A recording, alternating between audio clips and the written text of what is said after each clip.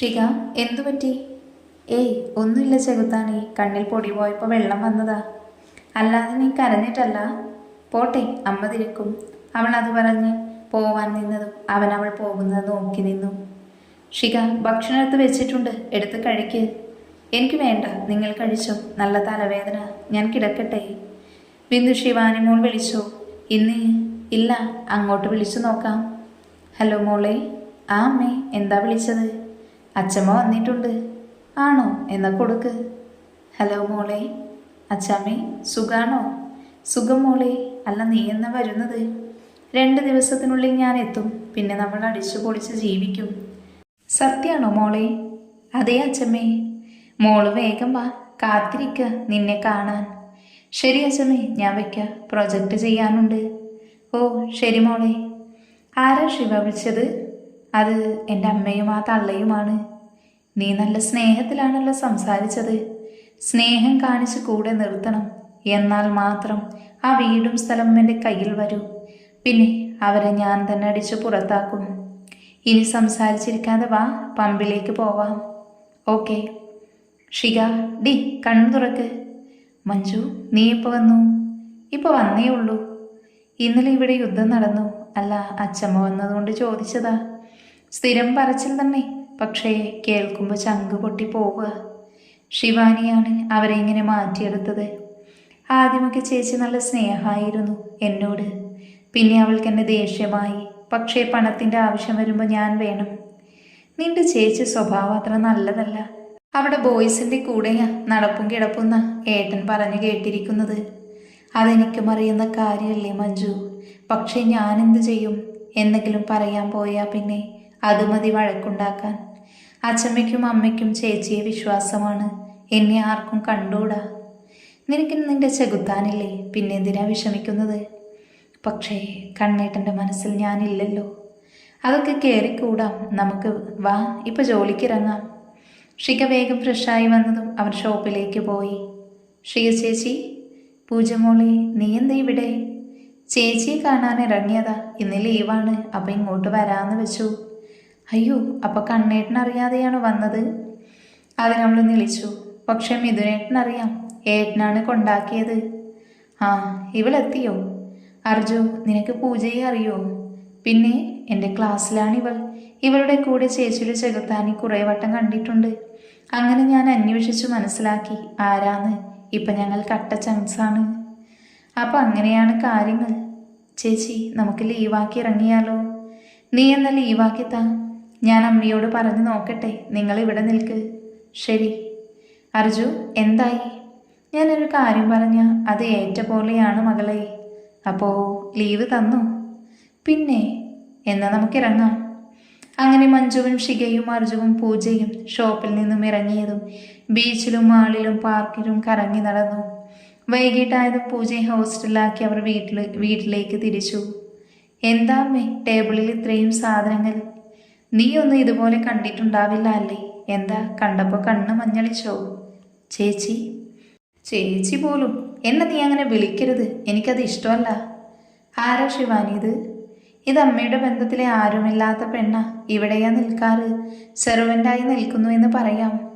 ശിവാനിയുടെ വാക്കുകൾ കേട്ടതും ഷികയുടെ കണ്ണുകൾ നിറഞ്ഞൊഴുകി.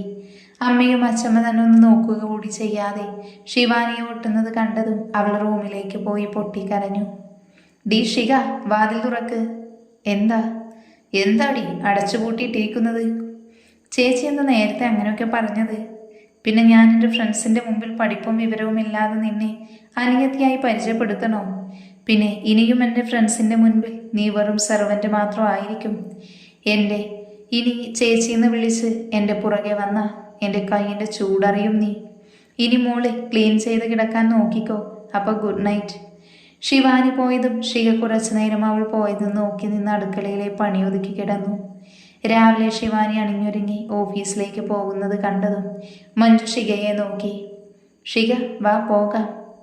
ഷിക തെളിച്ചമില്ലാതെ ചിരിച്ചുകൊണ്ട് മഞ്ജുവിൻ്റെ ഒപ്പം നടന്നു. ഈ സമയം ഓഫീസിലെ MD കണ്ട് ശിവാനി ഞെട്ടി നിന്നു. പിന്നെ എന്തൊക്കെയോ തീരുമാനിച്ചുറപ്പിച്ച ചിരിയോടെ അവൻ്റെ അടുത്തേക്ക് നടന്നു. എന്താ ശിവാനി, എന്നെ കണ്ടപ്പോൾ ഞെട്ടിയോ? അത് കണ്ടിട്ട ഞാൻ. ആ വിളി വേണ്ട ശിവാനി. സർ അത് മതി. അപ്പോൾ ഒരു ഡിസ്റ്റൻസ് കീപ്പ് ചെയ്ത് നിൽക്കാം. ഏട്ടനോട് ദേഷ്യമാണോ? പഴയതൊന്നും അത്ര പെട്ടെന്ന് മറക്കാൻ പറ്റില്ലല്ലോ. വരുൺ സർ, കമ്പനിയുടെ റൂൾസൊക്കെ പറഞ്ഞു കൊടുക്ക്. Okay sir. ശിവാനി പൊക്കോ. ഇതും പറഞ്ഞ് കണ്ണൻ പോയതും ശിവാനി വരുണിൻ്റെ ഒപ്പം നടന്നു. ശിഖ ചേച്ചി. എന്താ അർജു? എന്തൊരു സങ്കടം മുഖത്ത്? ഒന്നുമില്ലടാ, നിനക്ക് തോന്നിയതാവും. ആണോ? അതെന്നെ. പിന്നെ ഏട്ടൻ വന്നിട്ടുണ്ട്, ചേച്ചിയെ വിളിക്കാൻ പറഞ്ഞു വിട്ടതാ എന്നെ. ആര്? സാറ്? ആരവ സാറോ? എന്തിനാ എന്നെ വിളിക്കുന്നത്? അറിയില്ല ചേച്ചി, ചേച്ചി പോയി നോക്ക്. ശരിടാ, ഞാൻ പോയിട്ട് വരാം. സർ വരൂ. എന്താ സർ വിളിച്ചത്? ഈ സ്റ്റോക്സ് എല്ലാം ഒന്ന് നോക്ക്. തനിക്ക് കുഴപ്പമൊന്നും ഇല്ലല്ലോ? ഇല്ല സർ, ഞാൻ നോക്കിക്കൊണ്ട്. അവൾ പേപ്പർ വെച്ച് ഓരോന്ന് നോക്കാൻ തുടങ്ങിയതും ആരവിൻ്റെ ശ്രദ്ധ ഫോണിൽ നിന്ന് അവളിലേക്ക് പതിഞ്ഞു. അവൾ അറിയാതെ 2-3 ഫോട്ടോ എടുത്ത് അവൻ പ്രണയത്തോട് അതിലേക്ക് നോക്കി. സർ എന്താ? ഞാൻ കുറേ നേരമായി സാറിനെ വിളിക്കുന്നു. എന്താലോചിച്ച് നിൽക്കുക? വല്ല ലൈനും വീണോ? ഏയ് അങ്ങനൊന്നും ഇല്ലടോ. അത് വെറുതെ ഈ കള്ളച്ചിരിയൊക്കെ കാണുമ്പോൾ തോന്നുന്നുണ്ട് ആള് മുങ്ങി വീണൂന്ന്. അല്ല സാറേ, ആരാ കക്ഷി? അതൊക്കെ ഞാൻ പറയാം, വേഗം തന്നെ. എന്ന് ശരി, ഞാൻ പോട്ടെ സാറേ. തൻ്റെ പണി കഴിഞ്ഞു ഇവിടുത്തെ? സർ ആലോചിച്ച് പരിസരം ബോധമില്ലാതെ നിൽക്കുമ്പോൾ എൻ്റെ കഴിഞ്ഞു. എന്ന് താൻ വിട്ടോ? ശരി. ശിഖ പോയതും ആരവ് അവളുടെ ഫോട്ടോയിലേക്ക് നോക്കി. പറയും പെണ്ണെ, അടുത്തു തന്നെ. എൻ്റെ പെണ്ണിനോട് തന്നെ ആദ്യമായി ഞാൻ പറയും. എന്ത് പറയുന്ന കാര്യമായിട്ടാ? നീ എന്താ അർജു ഇവിടെ? നമുക്കൊരു ഫംഗ്ഷൻ ഇല്ലേ, അപ്പോൾ വീട്ടിലേക്ക് വരാൻ അമ്മ വിളിച്ചു പറഞ്ഞു. ഓ ഞാൻ മറന്നു. എന്നാൽ നമുക്ക് പോകാം. സമയം നീങ്ങിക്കൊണ്ടിരുന്നതും ശിഖയും മഞ്ജുവും ഷോപ്പിൽ നിന്ന് ഇറങ്ങിയതും ബസ്സിറങ്ങി നടന്ന് മഞ്ജു ഒരു വഴി തിരിഞ്ഞു പോയതും ശിഖ വേഗം നടക്കാൻ തുടങ്ങിയപ്പോഴാണ് മഴ ശക്തിയിൽ അവളെ നനച്ച് പെയ്തിറങ്ങിയത്. അവൾ കുടയെടുത്ത് ചൂടി വേഗം വീട് ലക്ഷ്യം വെച്ച് നടന്നു. ഈ സമയം കണ്ണൻ നനഞ്ഞു പോകുന്ന ശിഖയെ കണ്ടതും അവളുടെ അടുത്തേക്ക് ഓടി. എന്താടി, മാറി നിൽക്ക്. ഇല്ല, ഞാൻ മാറില്ല. വാ, ഇതിൽ കയറി നിൽക്ക് ചെകുത്താനേ. എനിക്ക് മഴയത്ത് പോകാൻ അറിയാം. എന്നാലേ ഇപ്പൊ പോകണ്ട. മഴ നനഞ്ഞ് പനി പിടിച്ച് കിടന്നാലേ എനിക്ക് സഹിക്കില്ല. അതുകൊണ്ട് ഞാൻ വീട്ടിലേക്ക് ആക്കിത്തരാം. അല്ലെങ്കിൽ ഞാനും മഴയത്ത് നിങ്ങൾക്കൊപ്പം വരാം. അവൻ അവളെ ദേഷ്യത്തിൽ നോക്കി നിന്നതും അവളിൽ ഇച്ചു നിന്നു. നടക്ക്, അവൻ ദേഷ്യത്തിൽ പറഞ്ഞതും അവൾ ചിരിയാൽ അവൻ്റെ കൂടെ നടന്നു. ഇനി നീ പോവാൻ നോക്ക്. ഒരു മിനിറ്റ്, ഈ കുട ഒന്ന് പിടിച്ചേ. അവൻ കുട വാങ്ങിയതും അവൾ സാരിയുടെ തലപ്പെടുത്ത് അവൻ്റെ തലതോർത്തി.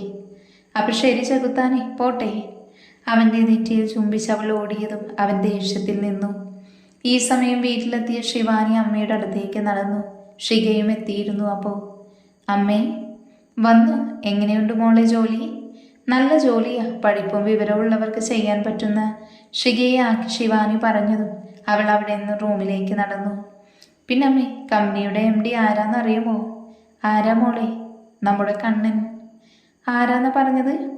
അച്ഛൻ്റെ പെങ്ങളുടെ മോന്, എല്ലാവരുടെയും ചെകുത്താൻ. ശിവാനി പറഞ്ഞു നിർത്തിയതും ശിഖ ഞെട്ടി നിന്നു. പിന്നെ അവൾ റൂമിൽ കയറി വാതിലടച്ചു. അവൾ മഞ്ജുവിനോട് കാര്യം പറഞ്ഞു. ബെഡിൽ ഓരോന്നോർത്ത് കിടന്നു. അമ്മേ, കണ്ണേട്ടനെ എനിക്ക് വേണം. മോളെ, നീ എന്താ പറയുന്നത്? എനിക്കിഷ്ടമാണ് കണ്ണേട്ടനെ. കണ്ണേട്ടനല്ലാതെ വേറെ ആരും എൻ്റെ കഴുത്തിൽ താലി കെട്ടില്ല. മോളെ, പക്ഷെ അവൻ്റെ സ്വഭാവം, അതെല്ലാം മറന്നു കള. ഇപ്പൊ കണ്ണേട്ടൻ കോടീശ്വരനാണ്. കണ്ണേട്ടൻ എൻ്റെ കഴുത്തിൽ താലി കെട്ടിയാൽ പിന്നെ എനിക്കതിലെല്ലാ അവകാശവും വരും. മോൾ പറയുന്നതിൽ കാര്യമുണ്ട്. നാളെ മോനെ പോയി കാണണം. അവനെ നമുക്ക് മാറ്റിയെടുക്കാം. മോൾക്ക് ഈ അച്ഛമ്മ വാക്ക് തരിക, അവൻ നിനക്കുള്ളതാ. ശിവാനി സന്തോഷമടക്കാനാവാതെ അച്ഛമ്മയെ കെട്ടിപ്പിടിച്ചു. ഈ സമയം കണ്ണൻ ശിഖയെ ഓർത്തു കിടന്നു. പിന്നെ അവളെ തന്നിൽ നിന്നും അകറ്റാനുള്ള വഴി ആലോചിച്ച് ഉറക്കത്തിലേക്ക് വഴുതി വീണു. പിറ്റേന്ന് രാവിലെ ശിഖ എഴുന്നേറ്റതും അവൾ കണ്ണുകൾക്ക് പോയത് ചെകുത്താൻ്റെ വീട്ടിലേക്കായിരുന്നു. എന്നാലും എന്നോടെന്താ ഒന്നും പറയാതിരുന്നത്? അറിയണം എല്ലാം. ഷീറിന് എഴുന്നേറ്റ് മുടിയെല്ലാം വാരിക്കെട്ടി ഫ്രഷാവാനായി പോയി. അച്ഛമ്മേ, ഞാൻ ഓഫീസിലേക്ക് പോവുക. പിന്നെ കണ്ണനെ പോയി കാണണം. ഇപ്പോൾ എൻ്റെ ഇഷ്ടം അറിയിക്കണ്ട. അതൊക്കെ ഞങ്ങൾക്കറിയാം മോളെ. അച്ഛമ്മ അവനെ കയ്യിലെടുത്തോണ്ട്. അച്ഛമ്മ ഇതും പറഞ്ഞു പോയതും ശിവാനി ഗൂഢമായി ചിരിച്ച് ഓഫീസിലേക്ക് തിരിച്ചു. ശിഖ, മഞ്ജു, നീ അന്വേഷിച്ചോ കണ്ണേട്ടനെ കുറിച്ച്? ശിവാനി ചേച്ചി പോകുന്ന കമ്പനിയുടെ MD നിന്റെ ചെകുത്താനാണ്. അതും കൂടാതെ വേറെയും ബിസിനസ് നടത്തുന്നുണ്ട്. എന്താ ഷിക നീ ചിരിക്കുന്നത്? കണ്ണേട്ടൻ എന്നോട് ഇഷ്ടം പറയാത്ത കാരണം ഇതാവും. നീ എന്താ ഉദ്ദേശിക്കുന്നത്? എനിക്കെന്താടി ഉള്ളത്? പക്ഷേ കണ്ണേട്ടൻ എൻ്റെ പോലെയല്ല. നീ അങ്ങനെയൊക്കെ കാണണോ? ഷിക, നീ ഒരു കാര്യം മനസ്സിലാക്ക്. നിന്റെ കണ്ണേട്ടൻ നിന്നെ സ്നേഹിക്കും. നീ അത്രയ്ക്ക് നല്ല കുട്ടിയാണടി. പണം അന്തരവൊന്നും നിന്റെ ചെകുത്താൻ നിന്നോട് കാണിക്കില്ല. എനിക്ക് വേണം ചെകുത്താനെ. ആദ്യമായി മനസ്സിൽ കയറി കൂടിയതാ. കണ്ണേട്ടനൊപ്പം ഉണ്ടാകുമ്പോൾ ഞാൻ എൻ്റെ വിഷമങ്ങളെല്ലാം മറക്കും. അച്ഛനുണ്ടായിരുന്ന സമയത്ത് എനിക്ക് കിട്ടുന്ന ആശ്വാസം പോലെയാ ചെകുത്താൻ എൻ്റെ അടുത്ത് ഉണ്ടാകുമ്പോൾ തോന്നുന്നത്. നിനക്ക് തന്നെ കിട്ടുമെടി നിന്റെ ചെകുത്താനെ. അതിനവളൊന്ന് പുഞ്ചിരിച്ചു. എന്താ പെണ്ണിൻ്റെ നാണം നോക്ക്. ഈ സമയം കണ്ണേട്ടൻ്റെ വീട്ടിൽ അച്ഛമ്മയും ഷികയുടെ അമ്മയും ചെന്നു. മോനെ. ആരോ വിളിക്കുന്നത് കേട്ടതും കണ്ണൻ അവരെ നോക്കി. അമ്മായിയും അച്ഛമ്മയും എന്താ ഈ ചെകുത്താൻ്റെ വീട്ടിൽ? മോനെ, ഞങ്ങളോട് ക്ഷമിക്ക്. ഞങ്ങളുടെ ഭാഗത്തും തെറ്റുണ്ട്. നിന്നെ ചെറുപ്പം മുതൽ മാറ്റി നിർത്തി എൻ്റെ മോനും നിന്റെ അമ്മയും വിട്ടു പോയപ്പോൾ നീ ഒറ്റക്കായതാ. അപ്പം അന്വേഷിച്ച് വരാത്തപ്പോൾ ഇപ്പം എന്തിനു വന്നു? എൻ്റെ മോൾക്ക് മോന് ജീവനാണെന്ന് ഷിക എന്നോടുള്ള ഇഷ്ടം വീട്ടുകാരോട് പറഞ്ഞു. അവളെ ഞാൻ. കണ്ണൻ മനസ്സിലോർത്തു. മോനെ, അവൾക്ക് അത്ര ഇഷ്ടമാണ്. എനിക്കിഷ്ടമല്ല. നിനക്കൊരു കൂട്ട് വേണ്ടേ? എനിക്കൊറ്റയ്ക്ക് ജീവിക്കാൻ അറിയാം. മോനെ, എന്നോട് ക്ഷമിക്കു മോനെ. നിന്നെ മനസ്സിലാക്കാൻ വയ്യേ. അച്ചമ്മയോട് ക്ഷമിക്കു നീ. അവൻ്റെ ദേഷ്യത്തിൽ തന്നെ നോക്കുന്നില്ലെന്ന് കണ്ടതും അച്ചമ്മ അവനെ പുച്ഛത്തോടെ നോക്കി വീഴാൻ പോകുന്ന പോലെ അഭിനയിച്ചു. അയ്യോ അമ്മേ. ഷികയുടെ അമ്മയുടെ ശബ്ദം കേട്ടതും കണ്ണൻ തിരിഞ്ഞു നോക്കി. അയ്യോ മോനെ, അച്ചമ്മ. നമുക്ക് ഹോസ്പിറ്റലിലേക്ക് കൊണ്ടുപോവാം. മോനെ, എന്നോട് ക്ഷമിക്കില്ല മോൻ. ക്ഷമിച്ചെന്ന് പറയും മോനെ. അല്ലെങ്കിൽ മരിക്കുന്ന സമയത്ത് പോലും എനിക്ക് സമാധാനം ഉണ്ടാവില്ല. അച്ചമ്മയ്ക്ക് കുഴപ്പമൊന്നും ഉണ്ടാവില്ല. ഇതും പറഞ്ഞ് അച്ചമ്മയെ കാറിൽ കയറ്റിയിരുത്തി. ഒപ്പം ഷികയുടെ അമ്മയും കയറി. അച്ചമ്മ ഈ സമയം ഗൂഢമായി ചിരിച്ചു. വയ്യാത്ത പോലെ അഭിനയിച്ച് കിടന്നു. ഹോസ്പിറ്റലിലെത്തിയതും ഡോക്ടർ പരിശോധിച്ചു. കുഴപ്പമില്ലെന്ന് കേട്ടതും കണ്ണൻ അവിടെ ഇരുന്ന് മിഥുനെ വിളിക്കാനും മറന്നില്ല. മോനെ. എന്തായി അമ്മായി?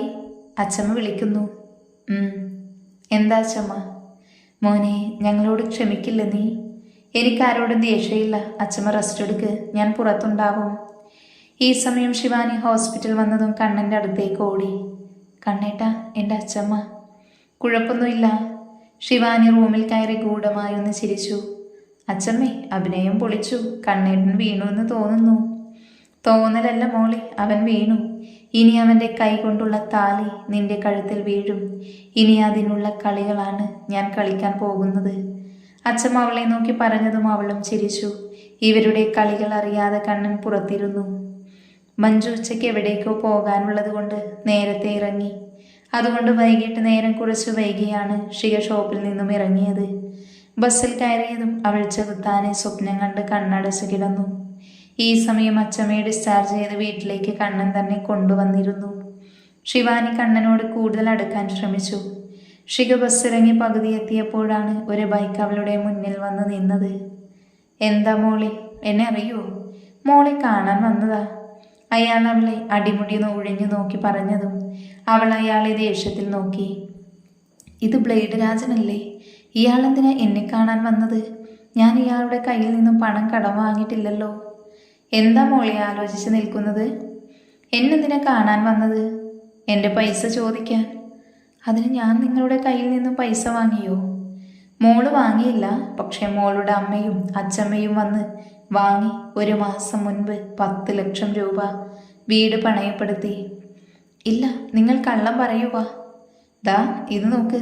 ഇത് വീടിൻ്റെ ഡോക്യുമെന്റ്സ് അല്ലേ? എന്താ മോളെ, ഇപ്പൊ വിശ്വാസമായോ? പിന്നെ പണം മര്യാദയ്ക്ക് തിരിച്ചു തന്നോ? അല്ലെങ്കിൽ ആ വീടിൻ്റെ പേരിലാവും. ഇല്ല, ആ വീട് അച്ഛൻ്റെ കഠിനാധ്വാനമാണ്. അതാർക്കും ഞാൻ വിട്ടുകൊടുക്കില്ല. നാളെ ഞാൻ ഈ സമയത്ത് ഈ വഴിയിൽ കാണും. അപ്പം തീരുമാനം നാളെ അറിയിക്ക്. അയാൾ പോയതും അവൾ നിറഞ്ഞ കണ്ണുകൾ തുടച്ച് വീട്ടിലേക്ക് നടന്നു. ഈ സമയം കണ്ണൻ തിരിച്ച് വീട്ടിലേക്ക് പോയിരുന്നു. അമ്മേ, അച്ഛമ്മേ, എന്താ നീ ഇത്ര ദേഷ്യത്തിൽ? ആ രാജൻ്റെ കയ്യിൽ നിന്ന് പണം വാങ്ങിയോ? വീട് പണയപ്പെടുത്തി? അങ്ങനെ എടുക്കേണ്ടി വന്നു. എന്തിന്? എന്നോട് നിങ്ങൾ ചോദിച്ചോ? ശിവാനി മോൾക്കൊരാവശ്യം വന്നപ്പോൾ എടുത്തതാ. നിന്നോട് പറഞ്ഞാൽ നീ സമ്മതിക്കില്ലെന്ന് അറിയാവുന്നത് കൊണ്ടാ പറയാതിരുന്നത്. ശരി, എടുത്തു. ഇനി എങ്ങനെ തിരിച്ചടക്കും അതുകൂടെ പറ. അത് ഞങ്ങൾക്കറിയില്ല. നീ ഇനി എന്താന്ന് വെച്ചാൽ ചെയ്തോ. ഇനി ഈ വീട് പോയാലും ഞങ്ങൾക്ക് കുഴപ്പമില്ല. ശിവാനി ഫ്ലാറ്റ് എടുത്ത് മാറാന്ന് പറഞ്ഞിട്ടുണ്ട്. അപ്പോൾ അച്ഛനുണ്ടാക്കിയ ഈ വീട് അത് പോട്ടേന്ന് വെക്കണം. ഒരു വേദനയുമില്ലാതെ അമ്മയും അച്ഛമ്മയും പറയുന്നത് കേട്ടതും ഷിക തറഞ്ഞു നിന്നു. ഇനി എന്ത് ചെയ്യുമെന്നറിയാതെ ഷിക പുറത്തേക്ക് നടന്നു.